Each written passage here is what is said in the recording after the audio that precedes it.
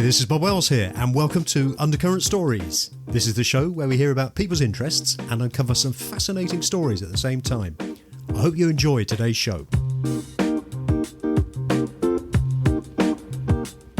In today's show, I'm delighted to be joined by Quint Starkie.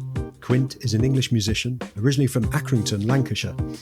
After living and performing in Los Angeles in the 1980s, he now resides in Stockholm, Sweden.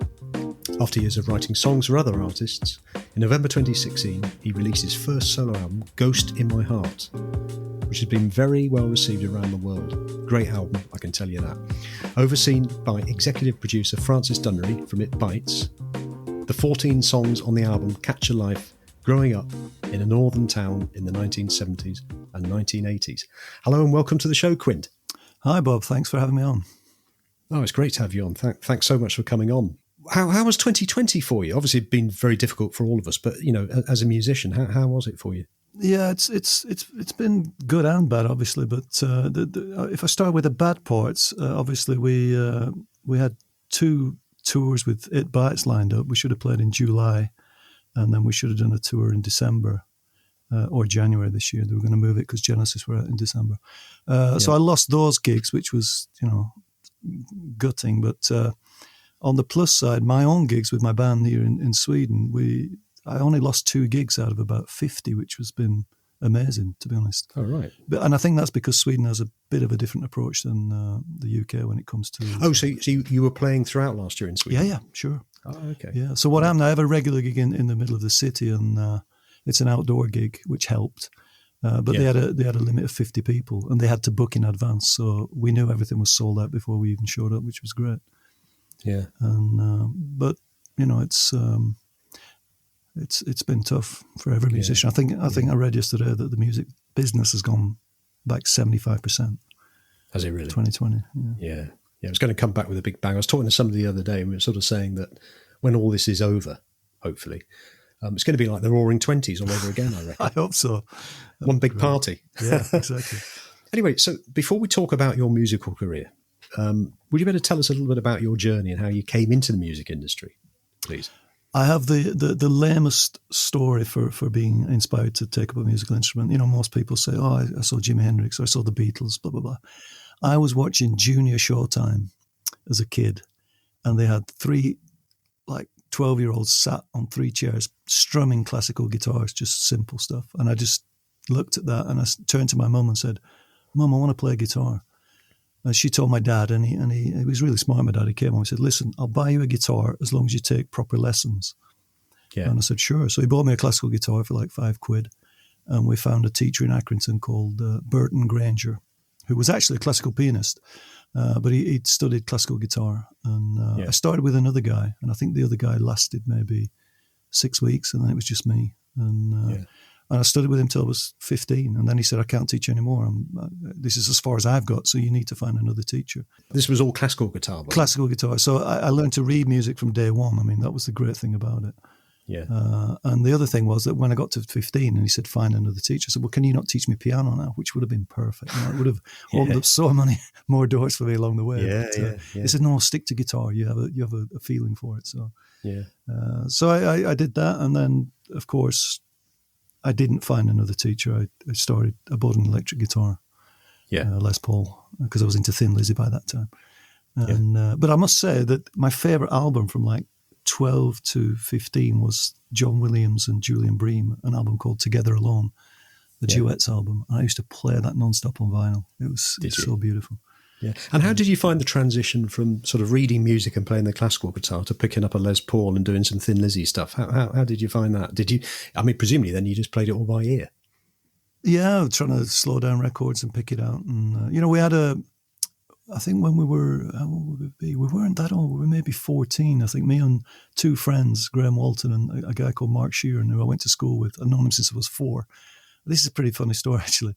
He now lives in New York and has a huge branding company.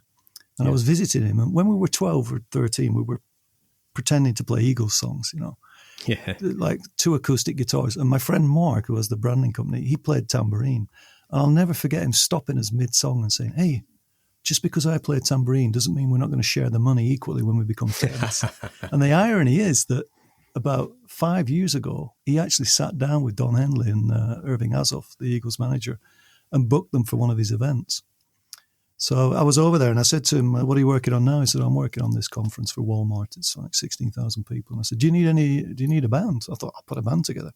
Yeah. He said, no, I've got some. I said, who have you got? He said, I've got the Eagles and Journey and Jennifer Lopez. I said, is that some kind of tribute act? No, it's the real guys. So no, we used to do what everyone else did. Just, somebody played bass, somebody played guitar, and pick it out from records. Now, of course, you get the app for your phone that's the amazing slow downer, which slows it down and you can keep the same key. Which I know when I was learning the guitar, we had you'd put an album on at 33 and you were able to slow it down to 16. Oh, wow. And obviously you play a tone lower. Yeah. But it was a good way of sort of slowing it down and doing it, on before you had digital and you could slow it down. Exactly. I think there's something to be said for using that technique as opposed to YouTube and stuff. I mean, okay, it goes faster with YouTube, but you find out a lot more when you're doing it for yourself, I think, when you're trying to... I totally agree. And if you're listening to a guitarist and you hear a certain phrase, you can actually hear how it's played, can't you? Exactly. You almost hear the fingers on the fretboard where they are. Yeah. Well, visualizing is a big part of it. I mean, when I studied later in California, they would ask us to sing license plates. When you were walking down the street, just look at the last 3 digits and sing the intervals. And sing it? Yeah. Oh, right. If it's like 1-1-4-2 or whatever, you do the old da-da. You obviously went to America. You left school and then went straight there. Did you do anything? No, I wasn't any good at school. I was going to be a professional footballer. I mean, I got my heart set on that. I was signed to Burnley at 15, so I kind of gave up studying and I left with like 6 O-levels or something. And I'd been working for an engineering company and had a summer job, and they offered me an apprenticeship at 16. And I did that and studied in Openshaw at the technical college 1 day a week as a complement, like City and Guilds. So I was doing that, and then I was playing in bands at the same time. I got in a local band in Accrington that did the working men's club circuit, which was great training. I was like 17, I think, 18. So I did all that kind of stuff, and then I got a gig with a woman in Manchester called Paula Randell who did more like cabaret stuff. That was a great gig, actually. My job was drive to Manchester, load the car with it was like an EV200 type PA system. We had backing tracks. She'd got session musicians from Manchester to record these backing tracks. And of course, nobody would put their name to it because it was like taboo at the time. So I ran a cassette deck with the backing tracks. I sang, I played guitar, and she had pyrotechnics, which I triggered on certain songs. I had to set up all that stuff and then pack it all up, drive back to Manchester and all. But it was a great gig because we did a lot of like high profile cabaret style things with people like Roy Walker and playing at the Opera House in Blackpool. Yeah.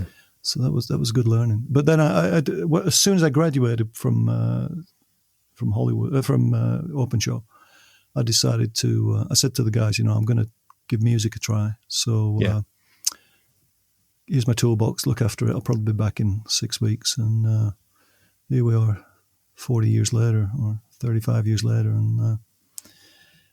I don't think my toolbox exists anymore. But so you decided to leave Northern England and actually go to Hollywood to pursue your love of the guitar. Well, I got to Hollywood through the first pro gig I had was there was a local music store in Accrington, and I went in one day and they said, "Hey, do you fancy joining a band and going to Norway and Germany on tour?" I said, "Yeah, sure." And they said they're auditioning tomorrow in Bolton, so I went for the audition and got the gig, obviously because I could read. So we left the day after. We had like 6 months in Europe, playing 7 nights a week, everything from jazz standards to the pop of the day. And I just had this huge binder full of music, and the band leader would just say, "Number 25," and then he'd like, a 1, 2, and I'd be scrambling to find number 25. But it was great. That was a great learning experience. So that was like your apprenticeship in bands, wasn't it? Really, in music. And while I was doing that, of course, I had a lot of downtime during the day, so I'd be practicing. And I used to read Guitar Player magazine, and there was an ad in there for GIT. And GIT? Which is Music Institute. It was called the Guitar Institute of Technology. Yeah. So it was started by a guy called Pat Hicks and Howard Roberts. And basically, when it started, it was just GIT. It was the Guitar Institute. And then they expanded with drums and bass and And now you can go there and learn how to make guitars or study management. Yeah. But a funny thing, when we were on tour in Norway, there was a guy in the audience one night, and he sent over a bottle of champagne. So we went over to thank him, and he said, "Hey guys," he said, "I'm over from the States. I've got a yacht in the bay. So do you want to join us tomorrow and do more drinking champagne and having fun?" So we did. It was middle of summer, and he sat us down at one point and said, "Okay, I want to know everybody's dreams, And everybody, I was the last guy because I was the youngest. And when he got to me, he said, "So what are your dreams?" I said, "Oh, I'd like to go to this school in Hollywood, but I can't afford it. It's too much." He said, "How much is it?" I said, "Well, it's like $12,000 for the year with accommodation, And he said, "Do you really want to do it?" I said, "Yeah." He said, "Give me your bank account number and I'll put the money in there. And if you ever get in a position to pay me back, do it." Yeah. And I didn't. I just thought there's got to be a catch. That's the northerner in me. I was like, this is too good to be true. So I never did it. But because I'd been working, I had this, I bought a terrace house in Accrington for 1,700 quid. And I got a grant from the government to do it up. And my dad was a builder, so that helped tremendously. Yeah. So we did it up, and when I came back from being on tour, I decided to go all in and sell the house and use the money to finance my studies in America. So tell us about leaving Northern England. What was it like? Obviously, a bit of a culture shock, I would have thought. Yeah, it was. I mean, I've been to California in '79 with my father, and he said to me when I was there, he said, "Why don't we fix you a trial with Los Angeles Aztecs?" Because Burnley's a funny story. I never actually got fired by Burnley. I just stopped turning up, which looking back on today, I could kick myself for. It was so stupid. But you must have had some talent then for football. Well, I was playing 7 matches a week. My uncle had a pub team, and then I was playing for the county and schools and stuff. And I think I just burned out and thought. And where did you play on the pitch? I was either midfield or up front. And, I had my uncle begging me to, "Can you play tomorrow for a pub team?" And I said, "Well, I've got training with Burnley the day after. I don't want to injure myself." And he'd say things like, "Look, you're not good enough to make it, so just play for the pub team." Yeah. But so when I got to America, I kind of knew what I was in for, but I'd never lived on my own in another country. So it was a bit, I had friends out there that wanted to so we're in the 80s now. We're at 86, March 86. I went out. 1986. Yeah. So you arrive and you've got to find somewhere to live. The first thing that happened to me, of course, I missed my flight, my connection from London. So I had to stay overnight in a hotel, get the flight out the next day. And then when I got there, my guitar had got lost. So it was a bit of a bad start. But I stayed in the Holiday Inn for like 3 nights until I found an apartment. I shared an apartment with another guy. GIT, MI was pretty good at helping people find accommodation. So so you get your apartment, you sign up for a year, and then it's just, I was studying, I'd say 18 hours out of 24 every day because I was paying for it myself. And all the other guys I met from like Sweden, they said, "Oh no, the government just lends us the money. We got the rest of our life to pay it back." So I was definitely dedicated to, using every minute of the day. So in Sweden then they were actually paying for kids to go over. Well, you could get a loan to study, and they didn't. Yeah. The thing that I think maybe it was some equivalent in Britain, but the problem was that MI wasn't accredited as a proper school at the time. Yeah. So it wasn't seen as an institute, a university, or a place of. So at the Guitar Institute of Technology, presumably you were mixing with some of the best guitarists in the world. Absolutely. I mean, first the faculty that taught there. I mean, in fact, I have a picture on my wall now. I'm looking at me sat next to Larry Carlton jamming. I'd gone from listening to Larry Carlton in Steely Dan to sitting next to him and playing and picking his brain. I mean, it was just unreal. Yeah. But then the students, I remember, in fact, last year, there was a Brazilian guy came into Stockholm, and he was my neighbour in Hollywood. And I met him when he was 17. He spoke no English. We played guitar together and we played chess. And now, of course, he speaks English. And I met him for the first time in like 35 years last year. And he, at that age, at 17, he was playing all the Mike Stern albums, note for note. He just had an incredible ear. Yeah. There were so Mike Stern, is it sort of bluesy jazz guitarist, is he? Jazz fusion, yeah. Jazz fusion. I mean, he could play anything. You could play him anything and he could just play it back at you straight away. He just had an incredible ear. I mean... So what I was going to say was, so you go to the Guitar Institute of Technology, you're mixing with these brilliant players, and you're also mixing with other students like yourself. Mm. What makes a good guitarist? Is it talent, or is it hard work, or is it both, in your view? It's a difficult question. First of all, I think perseverance. Well, let's start from the beginning. I think you have to have a feel for it. I mean, for me, I would rather have a player that has feel over technical chops any day. Yeah. You know, if you hear someone like, let's say, Colton or Robin Ford, they are technical in a sense, but they're not technical in the Steve Vai sense or the the John Petrucci sense. Yeah. But Colton could start a solo with just one note, and just that one note was like, oh wow.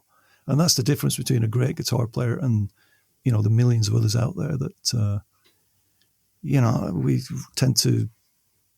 You always go for that safe blues lick or whatever. It's about expanding your horizons, I think, going to a place like GIT. But there were a lot of bad players there too. I mean, everyone that was there wasn't amazing. There were guys there asking what a C chord was at the third fret, like an A shape. What chord's that? And I'm thinking, wow, you got in. Because you had to do an audition, had to send a tape over. And sure. And when I got in, I was like, wow, this is going to be amazing. So if you were sort of playing the guitar for 18 hours a day, that's a lot of hours. I should be a lot better than I am now. That's the truth. I mean, in your experience, do you find that the best guitarists do practice for many hours a day? Or is it? I don't know. I can only relate to myself. I don't know how the guitarists practice, but I mean, they drilled it into us. Everybody had an egg timer, so you set your egg timer on 20 minutes, and then you do an exercise for 20 minutes, and then then you do ear training for 20 minutes, and basically their sales pitch for the school was they can teach you in 1 year what it would take 10 years to stumble upon by yourself. And did you find that as you were going through? I would say so. It's and the other thing I would do different because I was there for a couple of years, and the first year when I studied, I just studied. I didn't look for gigs outside of the school, which I should have done because you're in a bubble when you're in the school. Yeah, and there were other guys there who found top 40 gigs and. You build connections, and one thing leads to another. And the second year I was there, I started doing auditions and got management and got in a band that was signed and doing all that stuff. And I could have done that the first year, to be honest. Yeah. But, So how long were you in America for? Because you're in Sweden now, aren't you? Yeah. Well, what happened? It was. I mean, it's I can say this now because it's everybody knows about it. But the Ghost in My Heart, the title of the album, is actually about my first real love. Who came from Skipton, and we were together for 1 year, and I went off to America with my dad on a holiday, and it just blew my mind, and I came back and I thought, I don't want to be tied down at 17. So I finished really like an idiot, and it took me like 3 weeks to realise it was a mistake, but then she didn't want to know. And she went off to university, and, I did my thing, and then we ended up getting back together after like 3 years, and we were together for 6 years. And then this GIT thing came up, and I said, "Come with me," And she said, "No, I don't want to go to America." And so she said, "Let's do this. Let's get engaged. You go and study for 1 year, and then when you come back, we'll get married." And I said, "Yeah, sure." But of course, when I got there, and I did the 1 year study, and all these opportunities were popping up. The last thing on my mind was coming back to Rochdale, getting married, and settling down. So what happened was she started to give me ultimatums because I came home. We went on a vacation because we hadn't seen each other for like 6 months. She did come out on holiday actually once, but so we went off to Tenerife. And while I was in Tenerife, my dad called and said, they called from LA and they told me to tell you the answer is yes. What does that mean? And my personal tutor, Dan Gilbert, he'd said to me when I was leaving, he said, "Why don't you stay and teach?" I said, "Do you think you can fix a job?" He said, "Yeah, I'm sure I can, So... Wow. Then, of course, that planted the seed that I did want to go back. And I said to my girlfriend, the Ghost, I said, it's just for summer school. I'm just going to teach summer school. So I'll be away for like 3 months, And when I got back there, I went back. I didn't even call. I just packed my suitcase, flew back.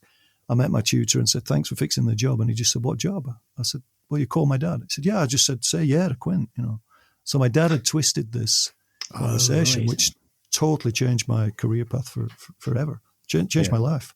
Yeah. And, I went back there. I got a job teaching at the school eventually, doing summer school. And then I started to teach, got regular hours. And, my fiance said, "When are you coming back?" And I said, just give me a couple more months. And it just got to a point where I just said, we're not going to, it's not going to work. I'm going to come back. I'm going to be miserable. So we split up, and I carried on teaching. I'd already joined a band by this time and got management. The band, actually, I would say they were sweet. They were LA's version of Wham, except none of them had talent. Right. They just had a rich grandmother that bankrolled them. So they were signed to a couple of girls who worked at William Morris, and I joined them. And eventually they dropped the band and signed me on a solo deal. Yeah. So, and the idea was that we were going to get a green card and go from there. But while we were doing that, I met the woman that would become my wife of the last. We got married in 1990, so and that was also a weird thing because we were together for about 3 months out there, and we had the best Christmas day ever. And then the day after, she said, "Can you drive me to the airport? I need to go back to my family now." So I said, "Is that it? I thought we were in love." She said, "Nah, just a bit of fun." So she left me, and I was like so sad in Hollywood. I have to say that.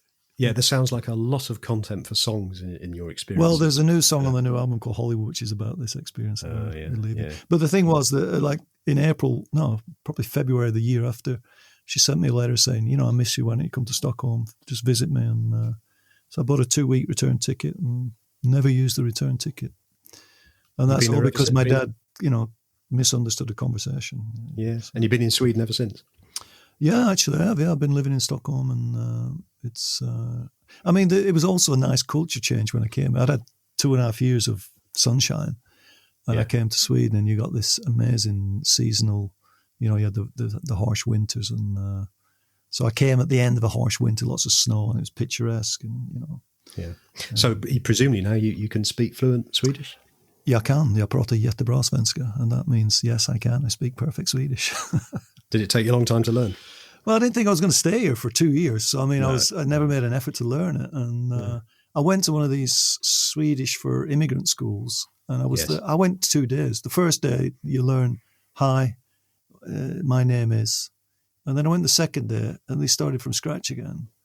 And I'd just come from playing like Caesars Palace in Las Vegas. And I'm sat in this dingy classroom, in the city, and I'm thinking, what am I doing here? This is not for me. So I never bothered with the school thing. But then I started reading newspapers and picking it up that way. Yeah. So you're in Sweden. You've been to America. You obviously started off in the UK. Yeah. How did the music take off? I presume immediately you were looking for something to do in music wise in Sweden when you arrived.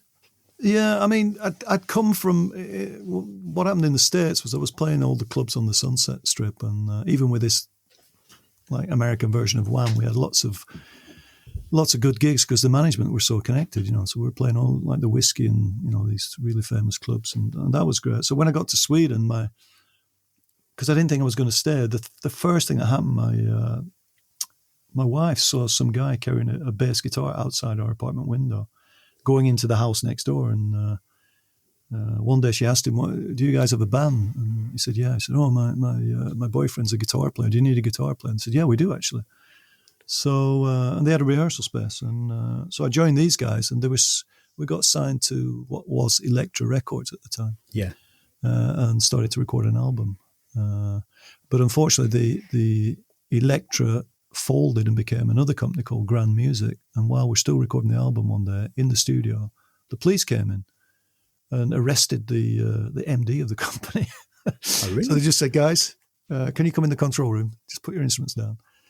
So they only released I think Elektra released one single. So, and I didn't really want to do that. I wanted to do sessions. That was my dream. That's why I went to the States. So one of the guys who produced us, I said to him, "Can you help me get into sessions?" He played with all the ABBA guys, and he said, "Yeah, sure." And I thought, yeah, right, who's going to give away work? And like literally the next day, one of the top producers, the guy actually who produced Movie Star, if you remember that, with Harpo.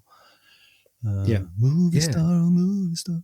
He called me and said, "You've been recommended can you be at this studio, Polar Studios, tomorrow at 10 o'clock?" And that was the start of a long relationship with this guy, doing sessions for him, Yeah. So in terms of your actual guitar playing, my guess is if you were doing sessions, you are probably a very versatile guitarist. Well, that was the thing. At the school, at MI, I took the vocational degree, which was country, rock, jazz, blues, and fusion. So I was pretty good at country before I went because my dad loved country. So I used to be able to do that, like chicken picking stuff. So I had kind of a feel for that. I don't think I've ever done a country session thinking about it, but and then being able to read was a big plus for the studios because this guy was like chart city. You know, he used to pick up the charts on the way to the studio, and everything was written out, and it makes it a lot easier.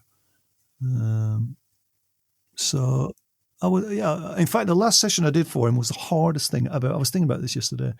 He'd done some piece for a film, and it was like a Latin thing, and it changed key 5 times. So there was, if you can imagine the manuscript, there was like 7 sheets that he had spread out over like 3 music stands. Yeah. And this guy's like old school, and he doesn't like punching in. So I had to play it all in one, and it was 4 chords to a bar and change key 5 times or whatever. Wow. Yeah. And I don't think I could do that today. I just I don't have my hand in anymore because I do my certainly own very stuff. taxing. Concentration city, Yeah. But it was great. I got to play with the ABBA guys, the Rutger Gunnarsson, the bass player, and Åke Sundqvist, all these Swedish session legends. They took me in, and it was brilliant. It was fantastic. So you became part of the Swedish musical establishment, did you? A little bit, yeah. I mean, there's a lot of other guitarists here in Sweden. A guy called Stefan Astner, who I used to hear him in the room next door when I was in studios putting solos down. It's just stunning guitar player. A guy called Matthias Terrell. They're amazing guitar players, Yeah. So when you that period where you actually came into Sweden and before your solo album in 2016, was it sessions all the time, or were you playing in bands and touring around the world? No, I was doing a lot of covers, playing in bands. We had a TV show called Stars in Their Eyes, which is they took out on tour, so we did that. I was in top 40 bands doing lots of casual gigs. I always laugh, my last gig in the States was Caesars Palace, and my first gig in Sweden was a tiny little cafe, which I got paid 20 quid, and they docked 18 quid out because I had 2 beers. So I ended up with 2 quid for my first gig. It was like, but I started to meet a lot of musicians, and I've always been a bit shy and a bit unsure of my own abilities. So when I first came here, I met a guy in this rehearsal place my wife found, and it's a guy called Eric Bibb. Actually, he's quite established now on the country blues folk circuit worldwide. He plays a lot in UK. Eric Bibb, and I played him my demo tape, and he said, "Oh, you should ring these guys." And it was the ABBA guys, the creme de la creme of the studios. But I thought, I can't do that. I'm not worthy, kind of thing. But I ended up playing with them anyway. But so I did every kind of gig. And then one day when I was at a party, I stood next to a guy who said, "Hey, what do you do? Are you a musician?" I said, "Yeah." He said, "Do you do music for commercials?" I said, "Yeah." I thought, how hard can it be? And he said, "Great." He said, "I need a guy to do some Juicy Fruit commercials." He said, "Here's my number. Call me tomorrow." So I did, and he sent me to meet Juicy Fruit, and I got like 5 gigs from him, 5 films. Wow. And funny story there, actually. I went to meet these guys at Juicy Fruit, and there's like a really tall Swedish guy, American guy, John, and a short Swedish guy who's his yes man. And we sit in this conference room, and they're at one end of the table, and I'm like, 20 feet at the other end. And a lot of small talk. And eventually said, "Okay, Quint, so what's it going to cost us?" And I had no idea what to charge, no idea at all. I've been doing casual gigs for 20 quid and God knows. So I said, probably about 40,000. And he said, "Would that be kroner or pounds?" And I didn't. There's only one answer to that. I didn't have the nerve to say, pounds, but it was a good lesson, and I started to get more work in the jingle thing, and then that led to. I've had a company. I've just celebrated my 29th year with my company now doing. And what's the company called? It's called Music for Media. Music for Media. Is that with a number 4? It's with a number 4, yeah. Yeah. So when you did the jingles and the work for the TV and cinema, are you basically doing all the instruments on those? No. If I could do it all again, I would use more real musicians on stuff, because the problem with using technology and drum machines, it dates things so much, Yeah. So and it's a catch-22 for people who are composing for media, because you're totally steered by your budget. Of course. If you're getting let's just pick a figure out. If you're getting 1,500 quid to do a little jingle, and then you've got to pay a bass player 300 quid, a drummer 300 quid. By the time you've done it, there's nothing left, So you've got to, something's got to give somewhere. So I tended to try and do as much as I could in the beginning. So you would program the drums on the computers? Drums, yeah. But all my best work, I still feel, is when I've actually had a band. When I did a big McDonald's jingle, and then I just booked the best players in town. Is that McDonald's in Sweden rather than? Yeah. I used to walk the streets here and pass mothers and daughters singing it. The actual song, because that must be fantastic. Well, they put so much money into promotion. They spent over £1 million in promotion TV. So everybody knew it. It ran for 8 years. And in 2001, I was the most played composer in Sweden because of that. So, wow. And have you done stuff for cinema as well, the big screen? Not so much. I've done a couple of smaller, what do they call them, shorts, but no major film things. I'd love to do it. I have a friend actually he was my drummer for a long time when we toured my album in England. He was playing drums, and he's actually a film producer. And he said to me, you wouldn't want to do it. I said, why not? I said, because there's so much comebacks and there's so much tweaks and there's so much, you after doing jingles and fast turnaround, you pull your hair out. So, but I'd love to do it actually. I still think. Yeah. So if we fast forward to your album that was released in 2016, are they the first songs that you wrote? Because I know that you wrote the songs on there. Or have you always been writing? No, I haven't, because my guitar players suffer because of the jingle thing. Because I there are certain things I regret, because like one of the guys singing on my early Juicy Fruit stuff was Max Martin, for God's sake. Who's like the most successful pop song writer and producer of all time now. And I could have gone that route with him. And there's another guy called Anders Bagge who also sang on Juicy Fruit. He went on to write for Madonna and Celine Dion, and mega success. And he was saying to me, why don't we write together? Back in 1990, and I just got into the jingles, and the revenue income was so different to playing gigs.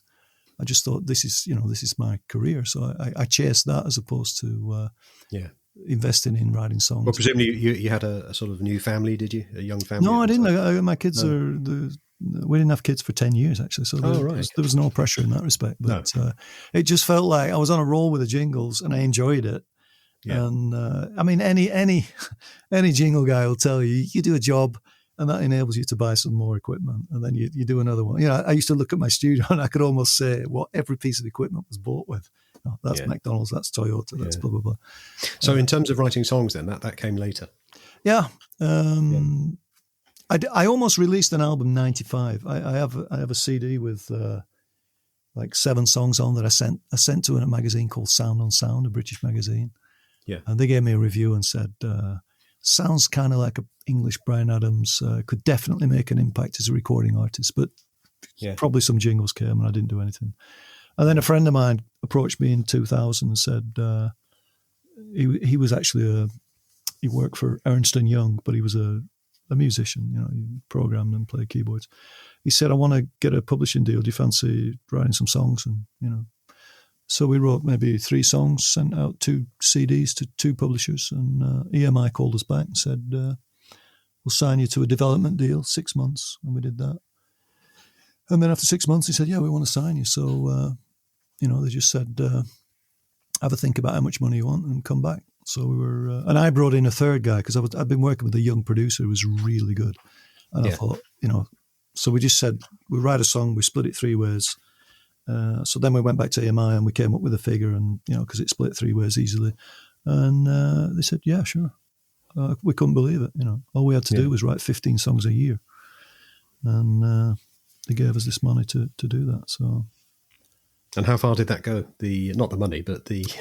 well, we delivered... Well, you can't just write 15 songs because you get bored. So we delivered 150 songs. We got about 45 cuts, which is pretty good going, actually. It's a pretty good hit rate. Yeah. And the great thing about it was the experience of when you're in the EMI family, you really get treated like family wherever they send you in the world. We went to Germany to write. People meet you, take you to the office. They treat you like family. We went to LA You know, you meet all these amazing songwriters. I went to a guy called Alan Rich's house in Beverly Hills. You know, knock, knock. He opens the door. The first thing he said, "Guys, welcome to the house that Whitney bought me." And he'd had one song on the Bodyguard soundtrack, and that was it. I mean, he had gold records with Strides and Rod Stewart, and you name it. But I've listened to your album Ghost in My Heart, and I like it. It's great. And I would say, firstly, how would you describe your music, you know, on that album? Well, getting back to how it came about, how I wrote the songs, when Francis Dunnery inspired me to do an album, almost like, you know, pressure. This is just for listeners. This is Francis Dunnery from the band called It Bites, correct? Which were quite famous, weren't they, in the 80s? Yeah, lots of hits and massive in Japan. And I met Francis because he played a house concert. He does these house concerts where he plays in people's living room with just Francis. Yeah, just on his own. Right. No microphone, nothing, just an acoustic guitar. And it's absolutely mesmerizing. You know, the first time I had him, I invited 40 people into my home, 38 hadn't heard of him. And by the end of the night, everyone was just saying it's the best thing they've ever seen. You know, and I had guys who'd worked for massive companies who'd been around the world, and they said this was just. And the great thing about it is he doesn't just do songs; he does a lot of stories, but not your rock and roll stories. They're more like outlook on life and situations and blah blah blah, and astrology and lots of things. With a bit of comedy as well, or there's a lot of funny stories. Yeah, absolutely. Yeah. I mean, there's not many people in the world that can tell a story. He said, when I was signed to Atlantic, I was walking down the street in New York, and Amit Ertegun calls me from Atlantic. The president says, "Hey, Francis, what are you doing?" "I'm just walking the street, mate. Do you want to have dinner with Mick Jagger tonight?" Yeah, all right, that sounds good.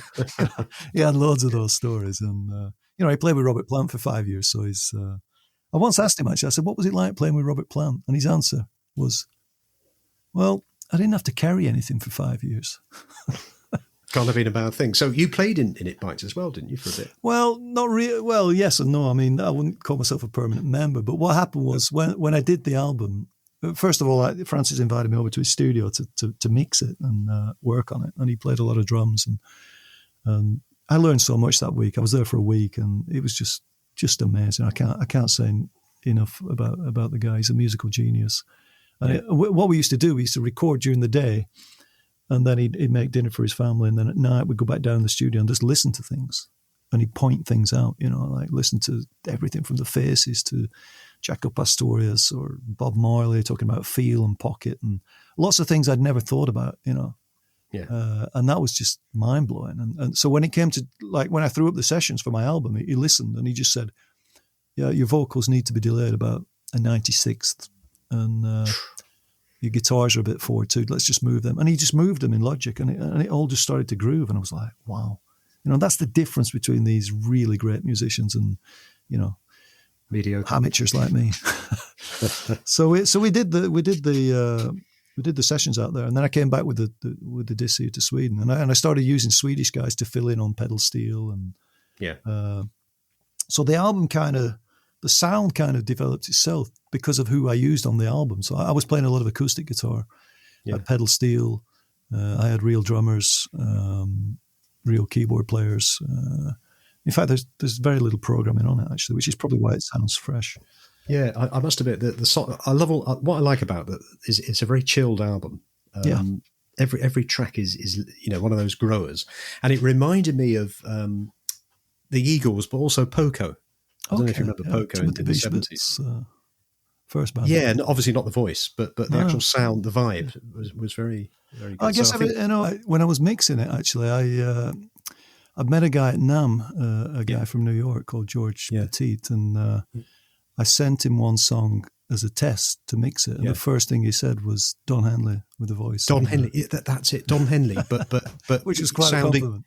Yeah, and sounding, not trying to pretend you're American, and sounding English. Well, there's a story behind that, actually, and that's all down to Francis, because the thing with Francis is his entire vibe is just be yourself.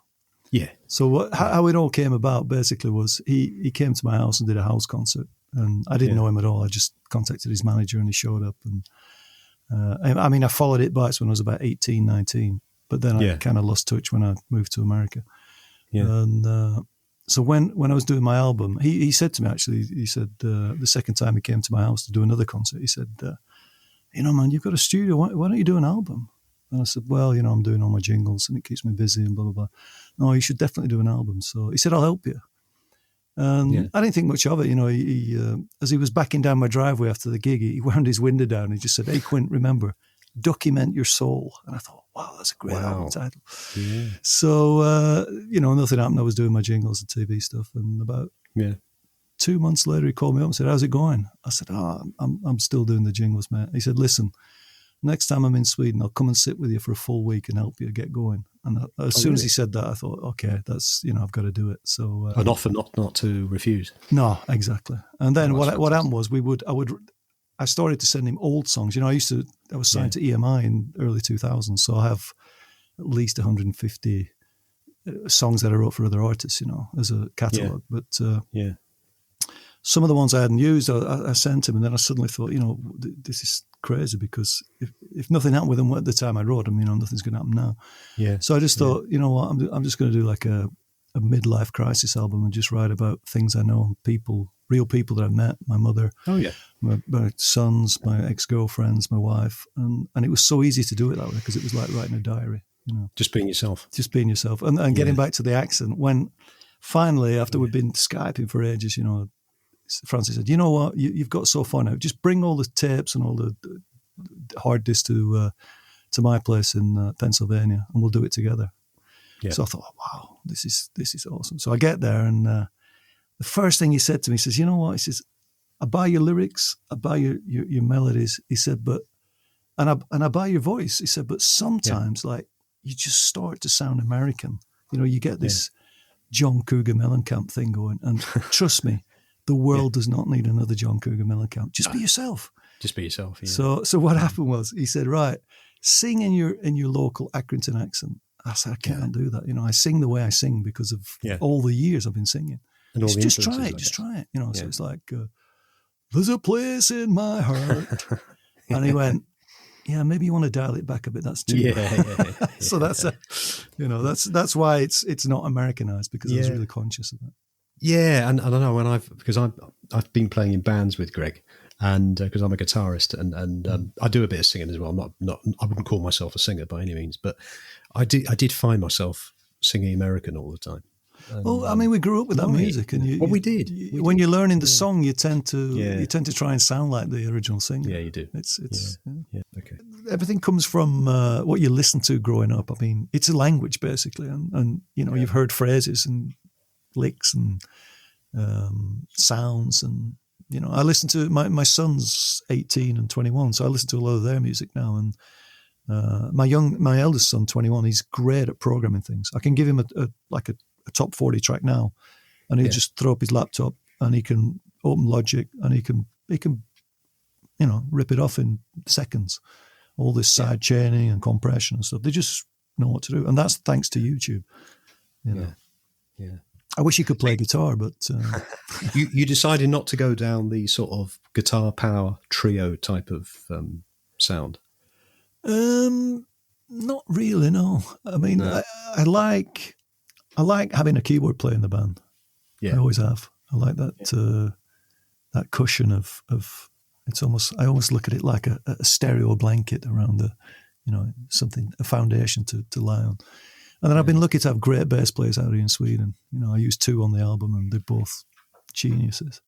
And I could play the bass myself, but the thing is, using real bass players, as I call them, you always get something extra. Yeah, I think you do. It's interesting what you're saying about the keyboard, because I remember, in the 70s, I was into bands like Thin Lizzy. Yeah, me too. Robin Trower and that sort of stuff. Yeah. But I also like Santana. And Inner Secrets. Santana, great. I mean, with the keyboards behind, it allowed the guitar to sort of, soar and do things that you couldn't just do with just a basic sound. So I know where you're coming from. Wasn't that Greg Rowley that played in Santana, that went on to play in Journey? Yes. Yeah. So, I mean, great keyboard player as well, which must have...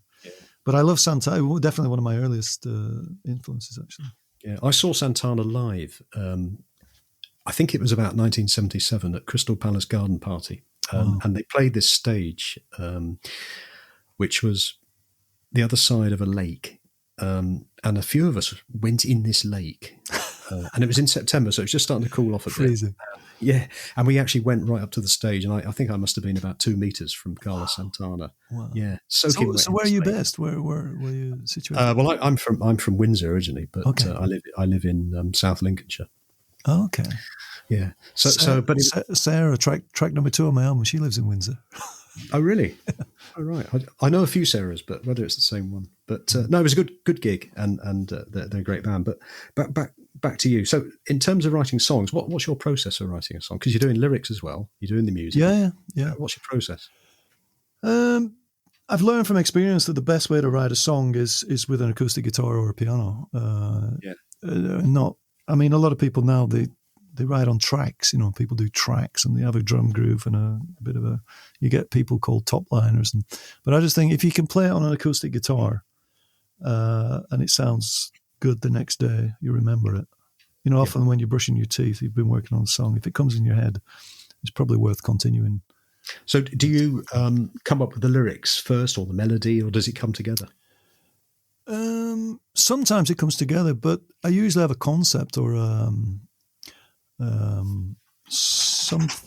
for instance, take a song like Malibu.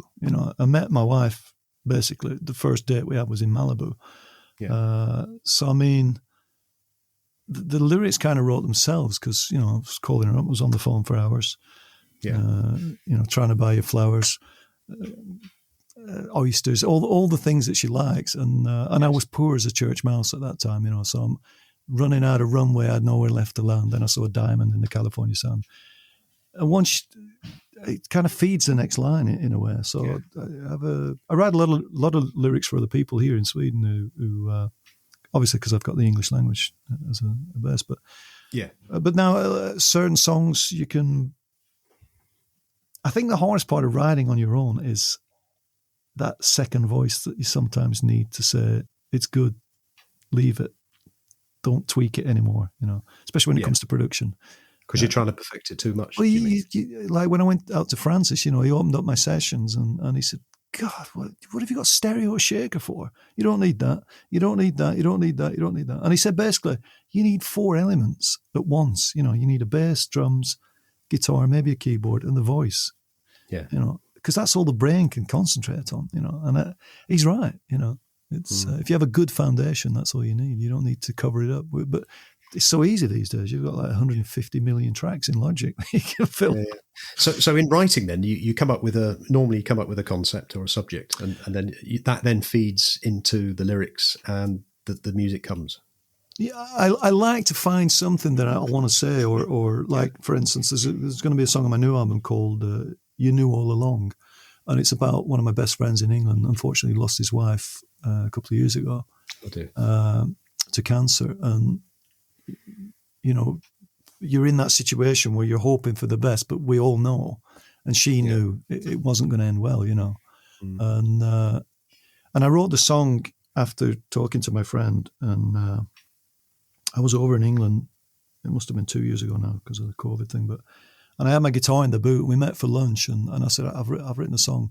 And he'd actually written some lyrics. That was it. He'd written a letter to her, and he sent me the letter. And when I read the letter, I realized I needed to write a song because the lyrics in there were good. So I kind of changed them and added some on my own stuff. Yeah.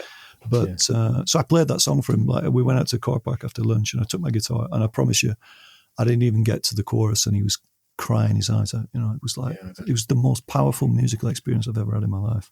Yeah, and that's great with music. It's just, we can use it for.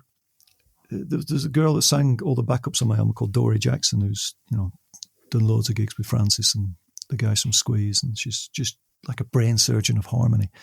And she said one day when we were working, I flew her over to Sweden, so we did everything here, and she said, "Can I play you my favorite go-to song when I'm sad, when I want to cry?" I said, "Yeah, sure." And she played me this Blue Nile track called "Stay Close." And it just hit me straight away, and I was like listening to it, and I was welling up listening to it, and it's amazing how music can do that to you. Yeah. If you hit the right nerve in it. So the song you were talking about to do with your friend and his wife is coming out on the new album, is it? Yeah. And obviously it's work in progress, but when do you envisage the album being released? Well, I'm getting embarrassed now because I'm looking at demos of songs that are demo for it that have dates on like 2017. So I really want to get it out this year for sure. I'm working pretty much non-stop on it at the moment. And then the other thing with writing songs, it's hard to say things of substance. You get your cliches of "you don't love me anymore," or "I love you," or "why don't you love me?" And those songs have been done to death. So it's always interesting to find, like my hometown, Accrington. When I go back there, no disrespect to people who still live there, but everyone will tell you it's a different place. It's changed. People had respect when I was there. They dressed well, and now I go back there and it's such a tragedy. But so my memories for that, sitting on the top deck of a double-decker bus, smiling at the crowds below. Everybody's smartly dressed. Everyone's got pride. This is how it used to be before my hometown died. And those words, they just come in a conscious flow, Yeah. And then what's interesting about writing, I can remember where I am at the time I write those things. I remember the last verse is about when society was strong and not broken, and your neighbours could leave your door open. I was sat at my kitchen table writing that, and one of my neighbours knocked on the door, and I was like, should I stop and answer or should I keep going? I stopped and let him in, and I said, I'm just in the middle of a lyric. Can I finish it? He said, yeah, sure. So I finished it. And do you ever wake up in the middle of the night with a melody or Not anymore. No, unfortunately. But but it's like Paul McCartney, wasn't it, who dreamt about yesterday or something? Scrambled eggs, wasn't it? Something like that. Oh, I love your lovely legs or something. I mean, there's the classic one with Keith Richards. I think he had a cassette or a tape machine by his bed, and he always used to, record things before he went to sleep, and woke up one day and pressed play, and I think it was Satisfaction that was on there. I think it's really important that you do that, though, because you always think, that's the great thing about the phone. Whenever I get an idea now, I always record it in my phone. There's so many great apps. It's so handy, isn't it? Yeah, Songwriter app I use, and if I get a title, I'll just put it in there and come back to it, and that's made things a lot easier because you never do remember them. No. How do you find the current contemporary music scene? I think it's great. I'm listening to, Spotify is an interesting concept that we've had to adapt to. Am I a fan? Yes, I am, because it's like having a virtual record store at your fingertips 24/7. Do I think they pay the artists what they should get? No, I don't. No. And of course, here it's a double-edged sword because I see what the CEO, the guy who started it, is doing, finance-wise, and the property empire he's building, and it's all on the back of musicians kind of thing. And I actually played there. They actually, a guy saw me playing in town. This is not long ago. It's about 3 years ago. I was doing a solo gig in the middle of the city. It was an afternoon gig in a shopping mall at a nice little wine bar. And this guy was watching me. And when I finished, he said, "Is that your own stuff?" I said, "Yeah, I've released an album." He said, "Can you play at my job tomorrow?" I said, "It depends where you work." He said, "I work at Spotify." I said, "What time do you want me to be there?" Because I just saw it as an opportunity to get my songs in some decent playlists. And I said to him, I said, "I don't want any money." I said, just put my songs in some good playlists and I'll come and play. And the gig was at 8:00 in the morning. It was like a breakfast session. Yeah. And I did the gig and it was great. And then I had to fight tooth and nail to get him to put some. Did you? So, and this is the scary thing, the power. At the time, I probably had maybe 200 followers or listeners or whatever they call it. And I fought to get these songs in a playlist. And in the end, they told me, "Well, we've given your album to the playlist editors, and unfortunately, you don't have an audience on Spotify. We're sorry, but if you write anything else, let us know." And that really bugged me. Yeah, so I wrote back to him and I said, "You know what? Forget the playlist. I'll send you an invoice for my time. I don't get out of bed at 7 for nothing, and I'll just send you an invoice, no problem." And then, of course, they got back and said, "Well, let's do a test. We'll put one song in a playlist," which they did. And within a week, I was up at, like 75,000 listeners. Oh, wow. Yeah, that's one song, one playlist, that's 75,000. Imagine getting 10 songs out there. Yeah. It's just ridiculous. So, But then again, how do you break through as a new artist today? It's a different set of circumstances. The only thing I find with Spotify, I mean, I love it, have it on in the house most evenings while I'm getting dinner ready and that. But whereas before, when you were younger, you used to go out and just get your hard-earned money and buy an album for £2.25 or whatever it was. You sort of made yourself like every track because you thought, well, I've got to like it. Whereas Spotify, you can flip from one bit to another, can't you? Exactly. And I think you probably lose out in terms of some of the more, shall we say, songs that take time to appreciate. You do. And the other thing you miss out, you miss out on the actual smell of the vinyl, which was always amazing. The second thing, you miss out on the actual artwork and the labels and who played on it. I used to buy albums just by who played on them. I'd flip them over. If it was Steve Lukather, I'd buy it, and take a chance. The other great thing about Spotify, or one great thing about it, is if you find a song you like and you put it on this kind of like artist radio, you tend to find a lot of new artists who are really great that you would never find otherwise, Yes. So I have a lot of playlists that I find one song that I really dig, and then I just put it on radio, and then I find loads of stuff that I like. So who are you listening to at the moment? Any particular artists? Well, guitar-wise, I'm in love with a guy called Eric Gales from America. I've heard of him. Oh, he's amazing. He plays left hand upside down. And he's just, I met him at the NAMM show a couple of times. He's just the most exciting thing on guitar at the moment. He's brilliant. And he's doing stuff with Eric Johnson now, which is also a favourite. But on my latest playlist, I'm just looking at Spotify here. I've got one called 2021. I've got loads of artists that, nobody's ever heard of, like the Rebel Sons song. I Googled them. They're two guys from the Philippines.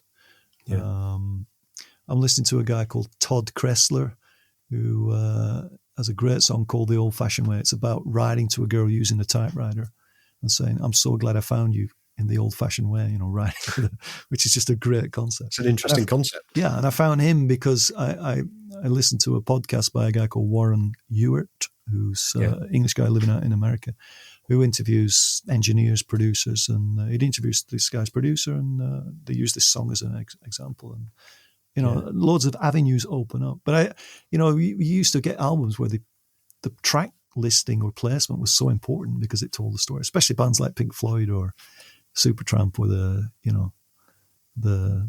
pioneers of that kind of music. Genesis, the concept albums. And the funny thing is, when you listen now on Spotify, you know what's coming. You just know what's coming if you've listened to the album in its entirety. It's like I used to listen to Mike Oldfield's Tubular Bells like relentlessly. And the funny thing is about music is how I remember two examples. One is the voice that goes, like electric guitar, that kind of narration voice on Tubular Bells. Tubular Bells. And then the other one was UFO. They had an album called Strangers in the Night, a live album. And right in the middle of two songs, the singer, he says, we just got a message, they're going to change the mic. And things like that. I used to love that, You don't get that anymore. It's like, I listen to John Mayer a lot. Obviously, I love John Mayer. I think he's, I like the 1975 I like a lot. I like a guy called Colin Hay from Men at Work. He's done a lot of solo stuff, which is absolutely brilliant. I would recommend you checking him out on YouTube. He's such an entertainer, He was saying, way back when I was famous and I had a record deal, he said, I got dropped by my record label. He says, now, the thing is, the difference between your girlfriend and your record label is she actually tells you when she's finishing with you. The record company don't. You read about it in a magazine. So, obviously, in the time that you've been in the music industry from the 80s onwards, music industry has changed, somewhat during that time. So, for somebody wanting to get into the music industry these days, what advice would you give them? I would say, one, you've got to be a master of social media promotion. There's no getting around it. That's how the music gets out there. Two, video is important. You need images. I do a lot of lyric videos now because it's a cheap way of making a video, A lyric video, is that what, just with the lyrics on? Yeah, I mean, I've made a couple. I find people around the world that do this kind of thing online. And, you can go in and on different sites and you contact them and say, I've got this song and blah, blah, blah. And then they have examples of the work and they'll just make a video for you. It doesn't cost a lot of money. And the lyrics come up in time to the vocals. So it's, a lot of famous artists are doing it as well. So social media, videos. And then I think you've got to play live. You've got to be good at playing live. Yeah. Depending on the kind of music you're doing. If you're doing like dance stuff, DJ stuff, then it's a different vibe. But, if you take somebody like John Mayer, he's amazing in the studio, he's amazing live, great songwriter, great guitar player. In fact, pound for pound, I would say John Mayer is probably, as a songwriter, guitar player, producer, he's just vocalist. He's the best out there. He's amazing. Yeah. And his output is just incredible. And then I'd say also work hard. I mean, you've got to have something of substance. My dad used to say to me, "Oh, that Mark Bolan, he can't sing for toffee," or Bob Dylan. Good God, because he didn't get it. He didn't get the art. No. And nobody gets to where they're getting without having some kind of substance. Like, look at Lady Gaga singing at the inauguration. I had goosebumps. I mean, it was like, that's just, because I know the feeling. You're walking down there, you're thinking about, am I going to screw up, blah, blah, blah. Am I going to get a thing in my throat on some notes or whatever? She just nailed it, and that's genius. She was very good on that, wasn't she? Yeah. I still listen to my old favourites like Supertramp, Steely Dan. Al Stewart was a big influence, actually.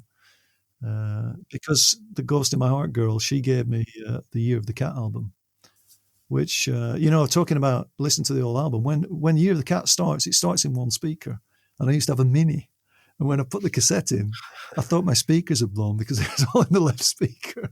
And then, of course, when it gets to the intro, it comes in. But, So we've talked about your really interesting life in the music industry, Quint. Yeah. You've got this new album that you're working on at the moment. What other projects do you have coming up? I did a project here last year. Well, actually, it was last year. Time goes so quick. It was January last year. There's an American band called Pages, which are they became Mr. Mister, basically. The band Mr. Mister. Yeah. And we did a tribute to their music, the Pages albums. So I was one of 3 lead vocalists. We were like a 14-man band. And we did 2 nights at this Stockholm's biggest jazz club. It was like sold out. It was amazing players. And then afterwards, the original bass player got in touch with me and asked me if I would sing lead on one of his tracks on his new album, which he's doing with Vinnie Caliuta and Al Jarreau's keyboard player. Yeah. So I did that about, I think it was July last year. And he's in final mixing stages now, so that's going to come out, which is amazing to be on an album with those guys. And that's the Pages? Yeah. Okay, well, I'll put that on the show notes so that people can have a look at that. Yeah, sure. And then the 8 Bites thing, we were supposed to do a tour now in January. You asked me how I never got around to telling you, but how I came to be involved in the 8 Bites band was Francis eventually asked me to open for him on his... he didn't actually ask me, actually. A guy from Holland who knows Francis contacted me and said, "Congratulations on the tour." I said, "What tour?" He said, "You're opening for Francis on the next UK tour." This was like 2 years ago. I said, "Nah, he hasn't mentioned it." So I sent Francis a mail and said, "Hey, this guy says I'm opening on your tour. Is he pulling my leg?" And Francis just replied, "No." That was it. Nothing else. And you didn't know about it? I didn't know that. I had no idea. So I show up and I opened on the it will be 2018 tour. I just actually opened the shows. He did like 4 gigs in England. And was this you with a band, or was it just he has this charity event in October every year for in honour of his parents back in Egremont. And the first time I did that with my album, I did it with a band. I took a bass player and a drummer from Sweden, and then Dory Jackson was singing. Andrea and Benedetta from Italy were on backing vocals, and Pete Jones from Francis Band and Camel was on keyboards. So we did that, and then Francis guested and played. But then I just opened on my own on the tour, and then eventually Francis said, "I think I'm going to need you to play some like keyboards and trigger some stuff and sing backing vocals."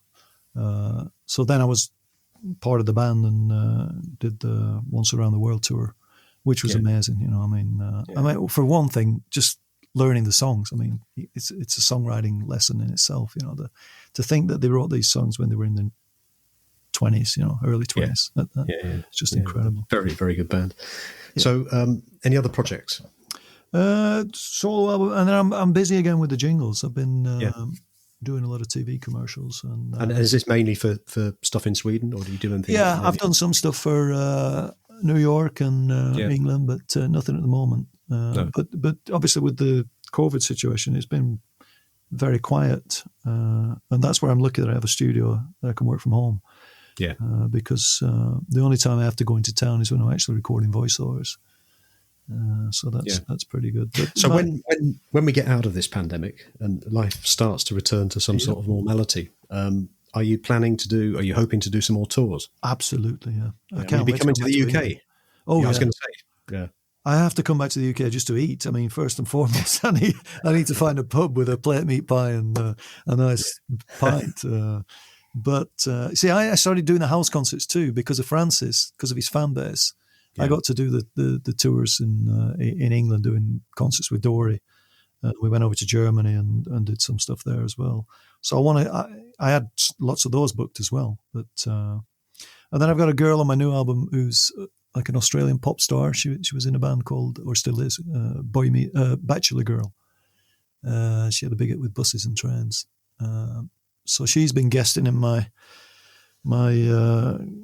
top 40 band in town, and then she's going to be on one album track. We wrote a song together. So you got stuff coming up. Let's hope we can get over this pandemic very quickly. Where can people reach you? Where can people find some of your if they want to find if they want a good look at my solo stuff, QuintStarkie.net. Yeah, that's my website. There's lots of interviews and pictures from the tours and lots of stuff with Francis on there. Facebook, just look for Quint Starkie. I've got 2 sites on there, actually, one for more artist thing and then a private thing. And then I'm on Instagram as well as Quint Starkie, just one word. Yeah, and if anybody wants to check out my commercial stuff, because it is work, musicformedia.se. Okay, that's great. Well, it's been really good talking to you, Quint. Thank you ever so much for coming on the show. Thanks so much. I hope I haven't talked too much. I have a tendency to waffle on, but hopefully you've got some good editing tools. I have, yeah, that's great. Thank you.